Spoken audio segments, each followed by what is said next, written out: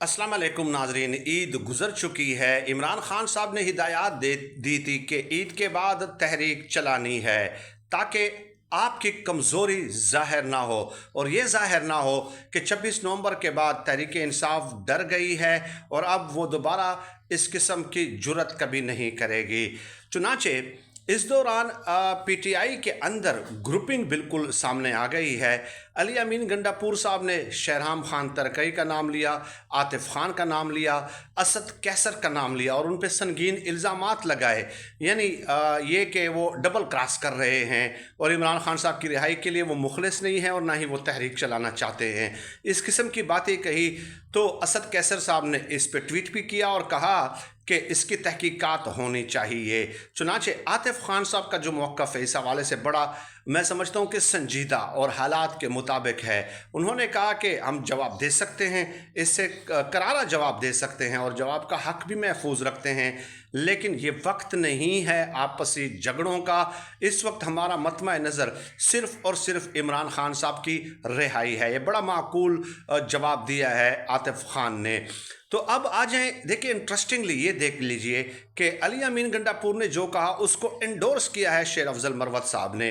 तो इससे आप अंदाज़ा लगा सकते हैं कि ऐसे वक्त में जब इमरान खान साहब की रिहाई के लिए तहरीक का मोमेंटम तकरीबन बन चुका है, इस किस्म के बयानात आना और शेर अफजल मरवत का उसको एंडोर्स करना, ये आप खुद समझदार हैं कि ये किसकी तरफ से हो सकता है।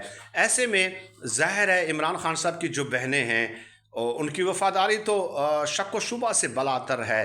तो उन्होंने आतिफ खान और शहराम खान तरकई और असद कैसर को बाकायदा फ़ोन किया अलीमा ख़ान ने रात के वक्त, और उनसे कहा कि मेरी आपसे दरख्वास्त है कि आप इस पे किसी किस्म के रद्द अमल मत दें, ना कोई प्रेस कॉन्फ्रेंस करें, ना टीवी टॉक शोज़ में कोई रद्द अमल दें और ना ही कोई ट्वीट करने की ज़रूरत है। इस वक्त हमारा मोमेंटम टूट जाएगा और यही हमारे मुखालिफिन चाहते हैं।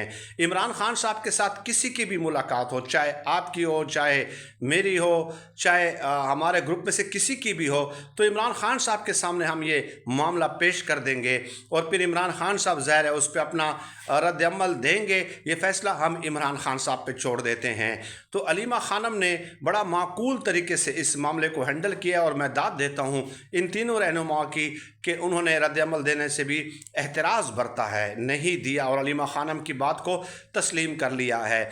आतिफ खान ने पेशावर में एहतजाजी कैंप भी लगाया है। आज शायद खटक साहब ने जो है ना नश्तर हाल पेशावर में जान निसारान इमरान खान साहब के नाम से एक कन्वेंशन का इनेकाद भी करना है। तो ऐसे हालात में पार्टी ग्रुपिंग को हवा देना मेरे ख्याल